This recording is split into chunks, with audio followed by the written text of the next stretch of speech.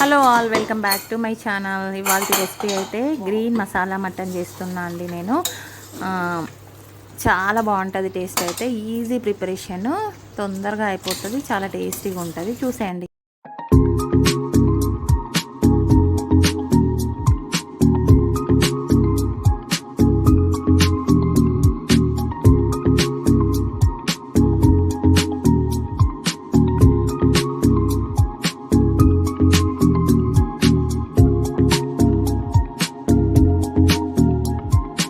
రెసిపీలోకి వెళ్దామండి. ముందుగా 1/2 kg mutton తీసుకొని శుభ్రంగా ఒక 2 times రన్నింగ్ వాటర్లో కడుక్కొని పక్కనైతే పెట్టుకోవాలి. తర్వాత ఆనియన్స్, పచ్చిమిర్చి, కొత్తిమీర, పుదీనా అన్నీ కట్ చేసుకొని రెడీ అయితే పెట్టుకున్నా నేను.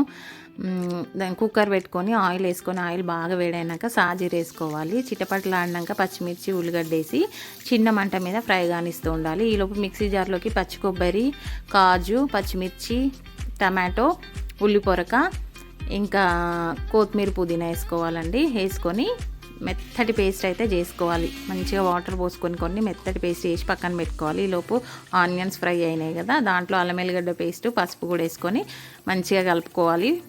తర్వాత కసూరి మెత్తి కూడా వేసుకొని మళ్ళీ ఒకసారి కలుపుకున్న తర్వాత మనం గడిగి పక్కన పెట్టుకున్న మటన్ కూడా వేసుకోవాలి. 1/2 kg లేత మటన్ ఇది. మంచిగా చిన్న మంట మీద ఫ్రై కానిస్తూ ఉండాలి. కావలసినంత ఉప్పు కూడా వేసుకొని ఫ్రై కానిస్తూ ఉండాలి. తర్వాత మనము మిక్సీ పట్టుకున్న పేస్ట్ ఉంది కదా, గ్రీన్ పేస్ట్, అదంతా వేసుకొని బాగా ముక్కలకు పట్టేలాగా కలుపుకోవాలి. కలుపుకున్న తర్వాత మిక్సీ జార్లోకి కొన్ని వాటర్ వేసుకొని ఆ వాటర్ని కూడా పోసుకొని కుక్కర్ మూత పెట్టి ఒక 4-5 విజిల్స్ అయితే రానియాలండి. ఎందుకంటే మటన్ మెత్తగా ఉడకాలి కాబట్టి ఒక 4-5 విజిల్స్ వచ్చిన తర్వాత కుక్కర్ మూత ఓపెన్ చేసుకుంటే ఇంకా అయిపోయినట్టే.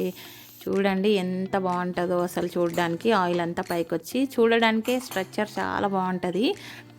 అన్నంలోకి, చపాతీలోకి, పూరీలోకి, దేంట్లోకైనా చాలా బాగుంటుంది గ్రేవీ. అయితే నచ్చితే మీరు కూడా ట్రై చేయండి. లాస్ట్లో చిటికెడు గరం మసాలా వేసుకొని సర్వ్ చేసుకోవడమే.